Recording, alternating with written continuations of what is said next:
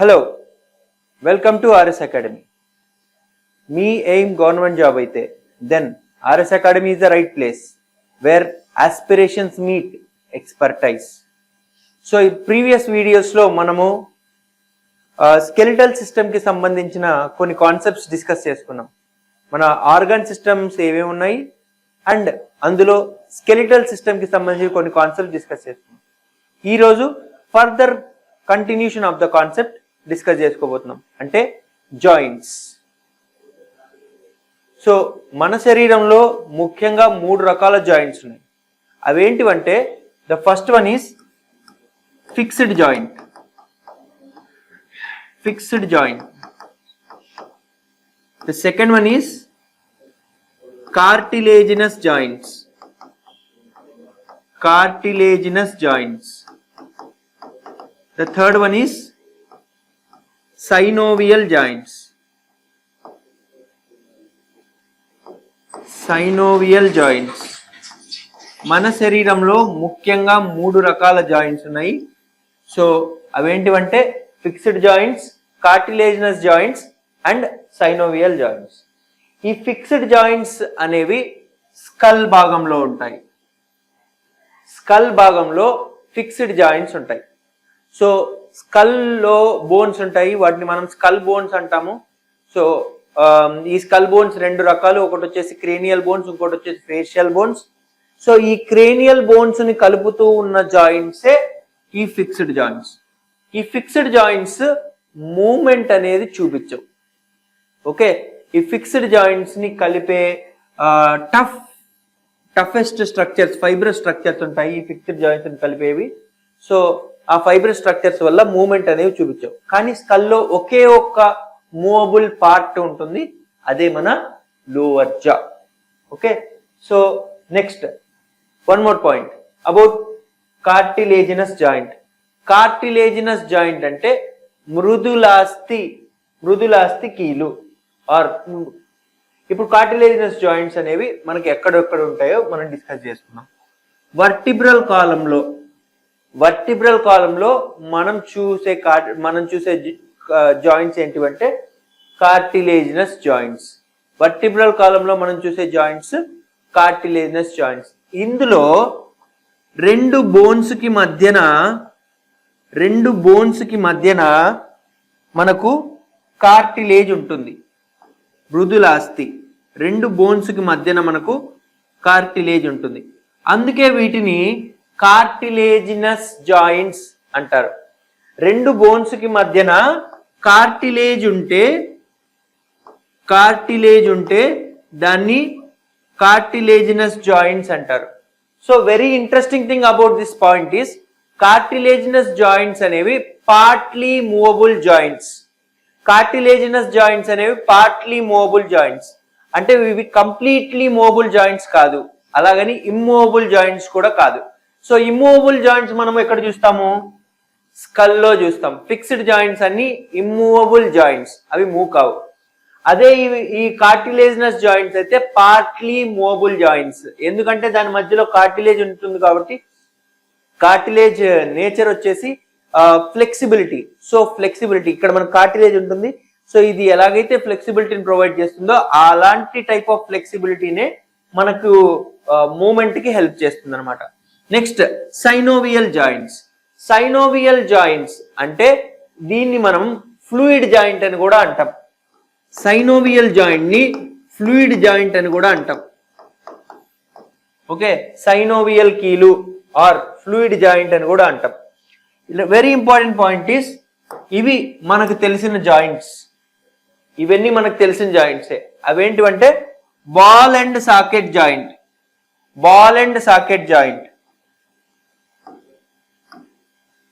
Ball and socket joint. Next pivot joint. Next hinge joint. Next plane joint. Next saddle joint. Next condylar joint.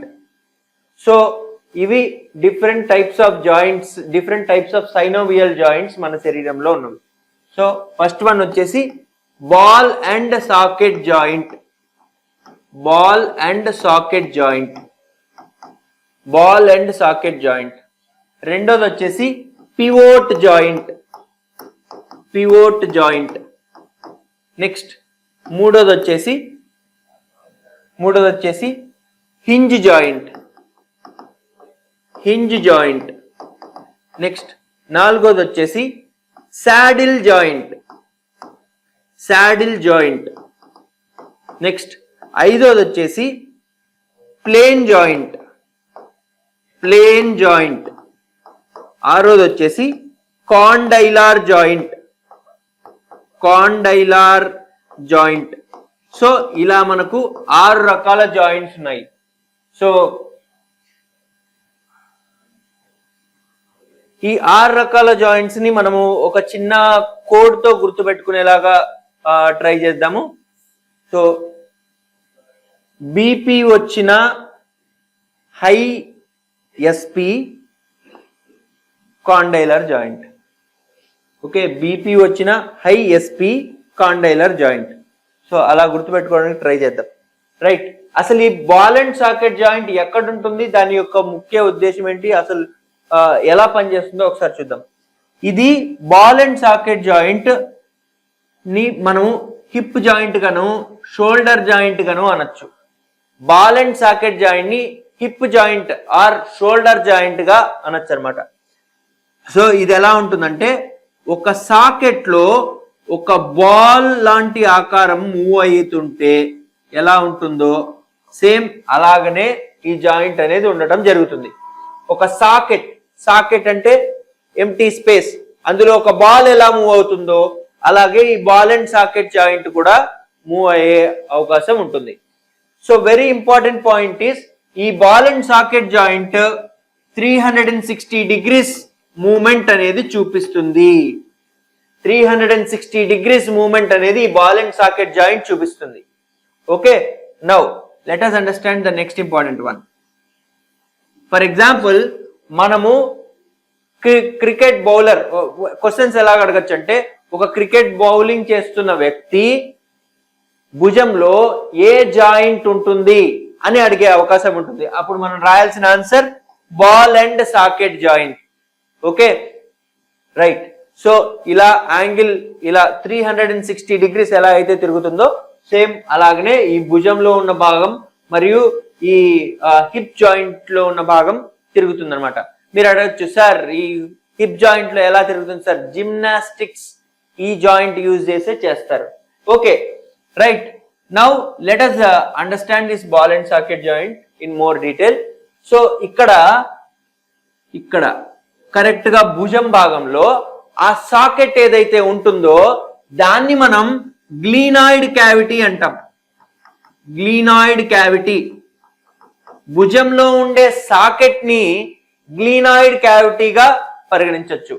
Next అదే ఇక్కడ అంటే hip joint లో ఉండే socket ని మనము అసిటాబులం అంటాం. అసిటాబులం. భుజంలో ఉండే సాకెట్ ని గ్లీనాయిడ్ క్యావిటీ అంటాము. అదే హిప్ భాగంలో ఉండే సాకెట్ ని మనము అసిటాబులం అంటాం. ఓకే, భుజంలో మనకు ఏ బోన్ ఇక్కడ ఆర్టికులేట్ అవుతుందో కొంచెం చెప్పగలరా? రైట్. సో అదే అసిటాబులంలో ఏ బోన్ ఆర్టికులేట్ అవుతుందో చెప్పగలరా? ఇదే మన శరీరంలో largest bone.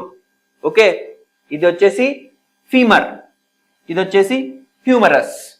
Okay, glenoid cavity humorous, acetabulum femur. Okay, now let us move to the next important type of joint. It is pivot joint. Pivot joint అనేది మెడలో ఉంటుంది. నెక్ రీజియన్ పైన పివోట్ జాయింట్ ఉంటుంది. ఓకే, ఇప్పుడు మన vertebral column ఇలా ఉందనుకుందాం. Vertebral కాలంలో టోటల్ గా 26 వర్టిబ్రే ఉంటాయని చెప్పి మనం అనుకున్నాం. సో ఫస్ట్ వర్టిబ్రే పేరు అట్లాస్. వర్టిబ్రల్ కాలంలో ఉన్న ఫస్ట్ వర్టిబ్రే పేరు అట్లాస్. ఈ అట్లాస్ కి ఈ లాంగ్ వర్టిబ్రల్ కాలం దీన్ని ఏమంటారంటే యాక్సిస్ అంటాం. సో ఈ అట్లాస్ కి యాక్సిస్ కి మధ్యన ఉండే జాయింటే మనకు పివోట్ జాయింట్. సో ఇది మన మెడని ఒక వైపు నుంచి ఇంకో వైపుకి మూవ్ చేయడానికి ఉపయోగపడుతుంది. సో అట్లాస్ కి యాక్సిస్ కి మధ్య ఉండే జాయింటే ఈ పివోట్ జాయింట్. నెక్స్ట్ మూడో రకమైనది hinge joint. So hinge joint అనేది మనం డోర్స్ ఉంటాయి కదా, డోర్స్ కి మనం ఓపెన్ చేయాలంటే డోర్ కి కార్నర్ లో హింజ్ ఉంటుంది. ఓకే, ఇప్పుడు మనం డోర్ ఓపెన్ చేసామనుకోండి, ఆ కార్నర్ లో ఒకసారి ఊహించుకోవడానికి ట్రై చేయండి. కార్నర్ లో హింజ్ ఉంటుంది.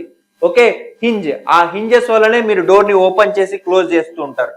ఓకే, ఇది నేను పట్టుకునేది, కానీ డోర్ అంతా ఇమాజిన్ చేసుకుంటే ఆ డోర్ కి కార్నర్ లో హింజెస్ ఉంటాయి. సో అలాంటి రకమైన మూవ్మెంట్ నే మనము మన శరీరంలో కూడా చూస్తూ ఉంటాము. మీకు అర్థమై ఉంటుంది ఇప్పటికి ఆ మూవ్మెంట్ ఎక్కడ చూపిస్తున్నాను. So it is in the elbow. So elbows లో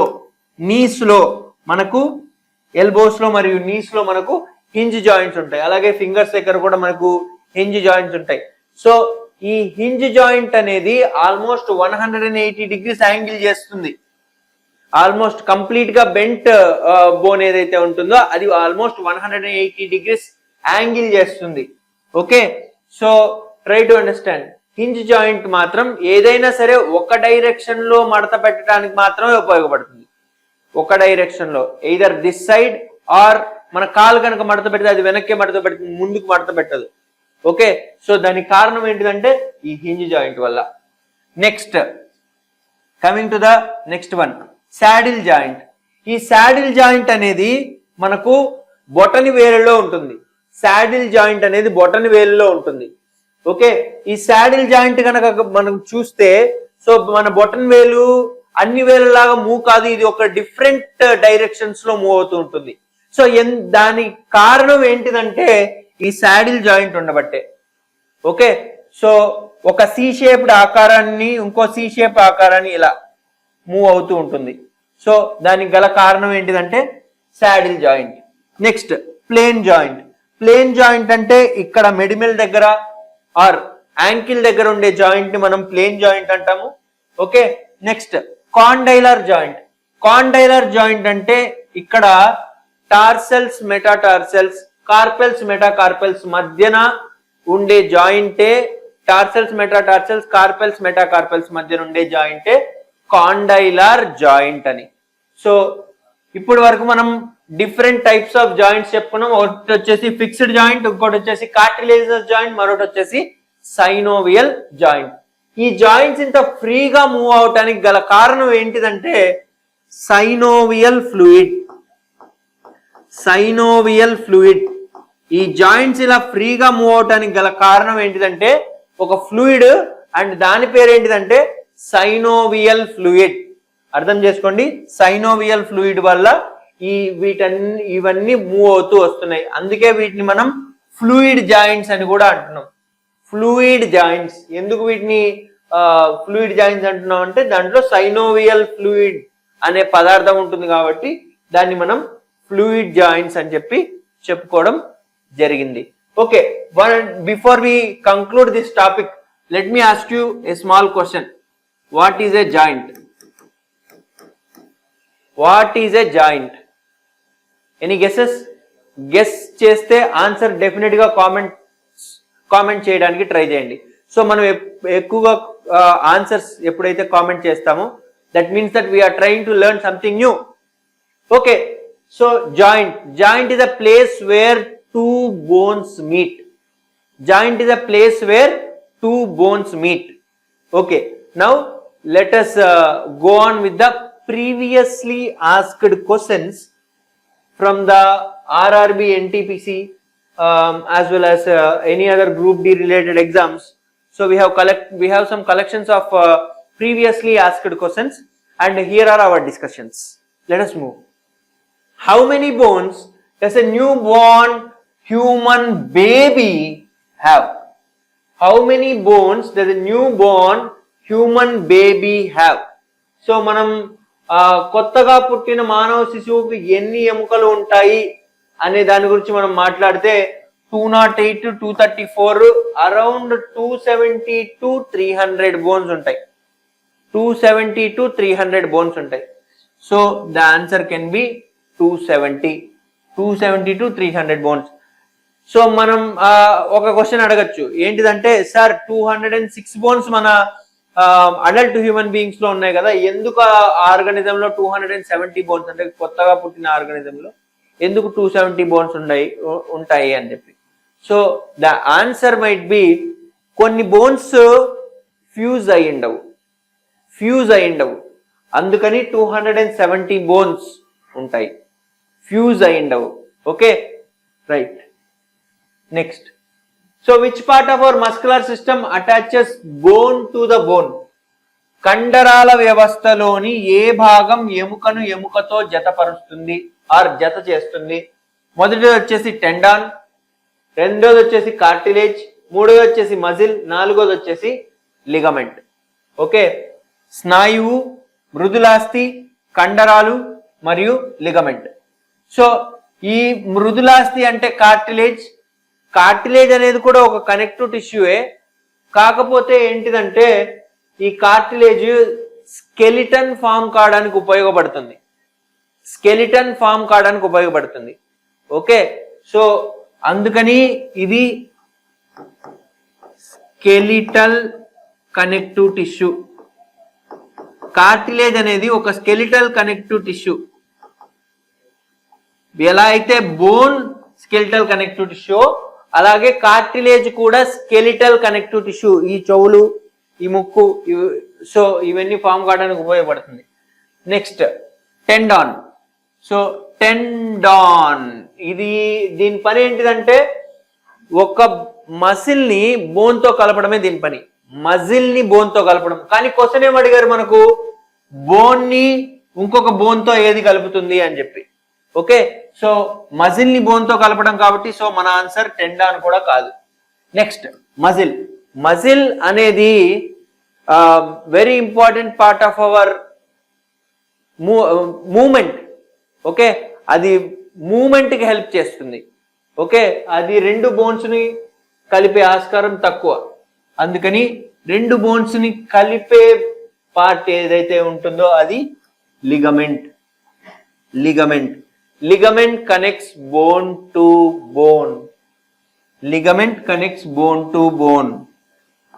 So bone, ligament, bone.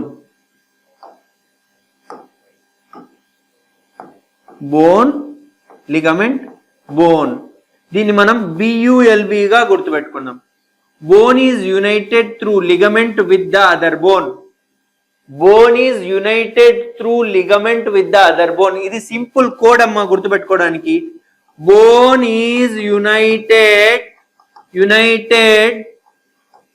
To ligament with other bone. So BULB అనేది మనం కనుక గుర్తుపెట్టుకుంటే ఈజీగా గుర్తుంటుంది. BULB బల్బ్ అంటే బోను మధ్యలో ligament. Okay, next, what is the smallest bone in the human body? Smallest bone శరీరంలో కల్లా, మానవ శరీరంలో అతి చిన్న ఎముక ఏది? సో మానవ శరీరంలో అతి చిన్న ఎముక టిబియానా, ట్రెపీజియమా, స్టేప్సా, ఫీమరా? So try to guess the answer. మానవ శరీరంలో అతి చిన్న ఎముక ఏది? Okay, so the answer is stapes అనేది ఆన్సర్. ఎందుకు స్టేప్స్ అంటే స్టేప్స్ అనేది మన చెవిలో ఉండే అత్యంత చిన్న ఎముక. ఓకే, మధ్య చెవిలో 3 రకాల బోన్స్ ఉంటాయి. అవేంటివంటే మేలస్,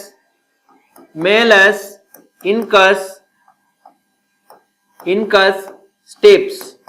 సో ఇందులో అత్యంత చిన్నదైన ఎముక వచ్చేసి steps. Okay, and very important point is ఇది 3 షేప్స్ లో ఉంటాయి. ఆ 3 షేప్స్ ఏంటివంటే మీలస్ వచ్చేసి హ్యామర్ షేప్ లో ఉంటుంది, ఇన్కస్ వచ్చేసి యాన్విల్ షేప్ లో ఉంటుంది, నెక్స్ట్ స్టేప్స్ వచ్చేసి స్టిరప్ షేప్ లో ఉంటుంది. ఇలా మూడు రకాల షేప్స్ లో ఈ మూడు బోన్స్ ఉంటాయి. ఓకే, వాటి పని ఏంటిదయ్యా అంటే it helps in movement of sound from the middle ear to the inner ear. Okay, so external ear నుంచి ఇన్నర్ ఇయర్ కి సౌండ్ అనేది వెళ్ళాలంటే మిడిల్ ఇయర్ ద్వారానే వెళ్ళాలి. ఆ మిడిల్ ఇయర్ లో ఏముంటాయంటే హ్యామర్, యాన్విల్, స్టిరప్ ఉంటాయి, ఆర్ మేలస్ ఇంకా స్టేప్స్ ఉంటాయి.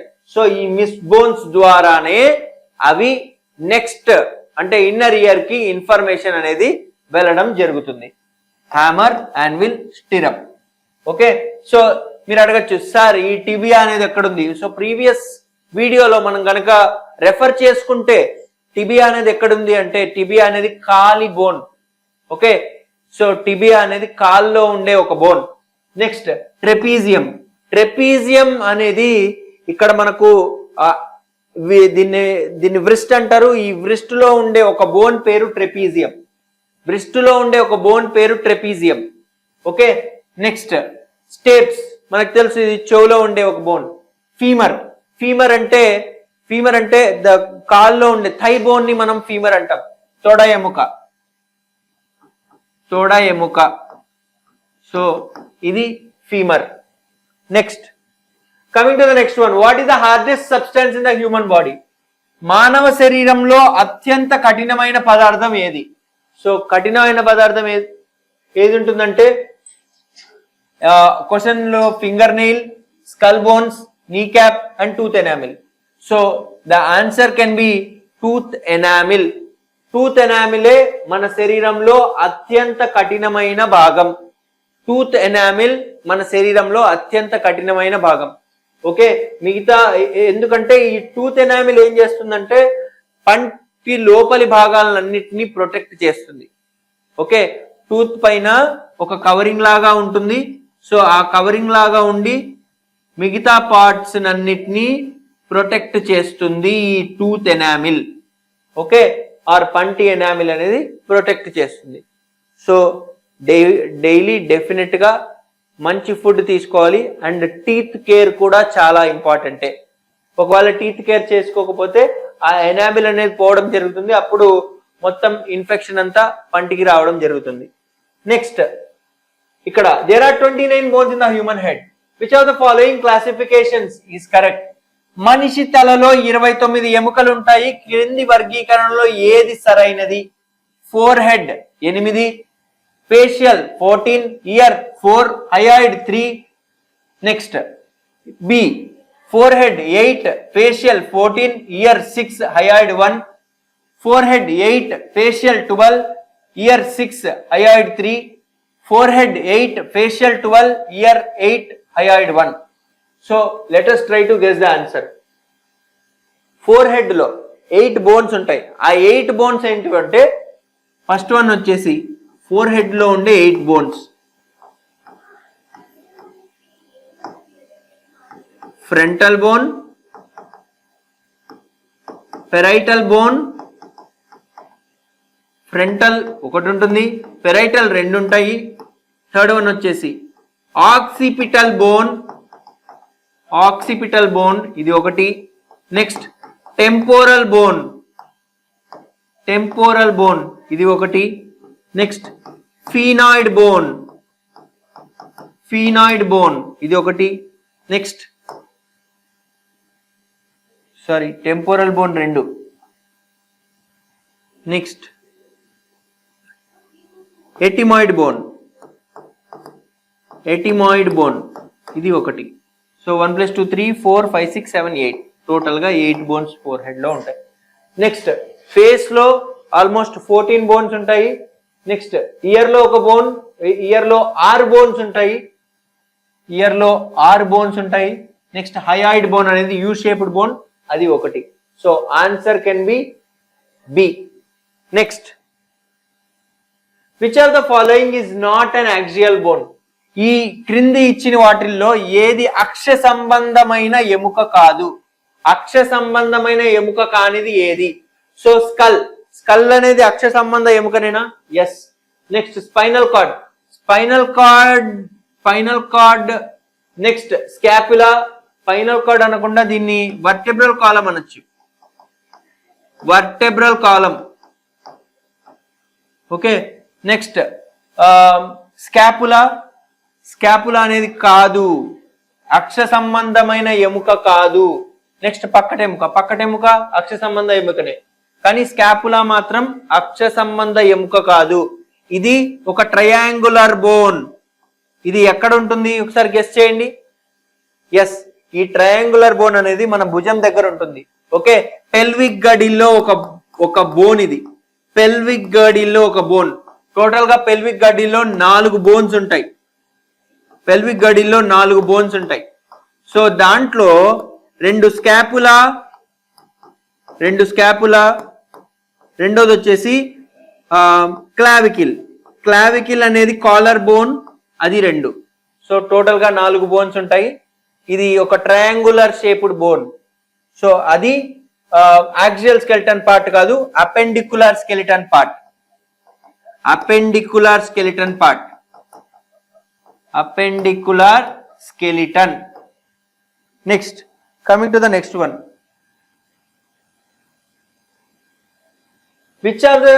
What is the smallest muscle in the human body? Muscle, stapedius, tibialis and heart. So obviously stapedius మనకు గుర్తుండిపోవాలి. ఇది stapedius అనేది చెవిలో ఉండే ఒక చిన్న మజిల్. ఓకే, stapedius అనేది చెవిలో ఉండే ఒక చిన్న మజిల్. చెవిలో ఉండే చిన్న బోన్ పేరు స్టేప్స్. దాన్ని మూవ్ చేయడానికి కావాల్సిన చిన్న మజిల్ పేరు stapedius. ఓకే, ఇది మనం పెట్టుకోవాల్సిన అంశం. Next, dash connects muscle to bones. ఏది డాష్ కండరాలను మరియు ఎముకలను కలుపుతుంది? సో సెబేషియస్ గ్లాండ్స్ ఉన్నాయి. సో గ్లాండ్స్ ఏవి కలపవు. Next, cartilage. కార్టిలేజ్ అంటే మృదులాస్థి. మృదులాస్థి పార్ట్ ఆఫ్ స్కెలిటన్ అని చెప్పుకున్నాం మనం. నెక్స్ట్, మజిల్ కాదు. The answer is tendon. So దీన్ని మాత్రం మనం ఈజీగా గుర్తుపెట్టుకుందాం. BTM. Okay, or MTB. Muscle is connected to bone through tendon. Muscle tendon, muscle tendon bone, muscle tendon bone. So ఇందాక మనం గుర్తుపెట్టుకున్నది BULB అంటే bone is united to ligament with the other bone. ఇక్కడ MTB, muscle is connected to bone with the help of tendon. MTB గుర్తుపెట్టుకోండి. MTB, BULB. So మనకి ఎలాంటి confusions Rao. Next, dash is the connective tissue that is with the minimal matrix. Minimal matrix దేంట్లో ఉంటుంది? కనిష్ట మాతృకతో కూడిన బంధన కలజాలం ఏంటిది? So answer వచ్చేసి బోన్. సో ఈ బోన్ లో ఎక్కువగా కాల్షియం ఫాస్ఫేట్స్ ఉండటం వల్ల కనిష్ట మాతృక ఉంటుంది. Next, finally 2 bones are connected to human body by? Guess. Comments లో పెట్టేయండి ఆన్సర్. Thank you.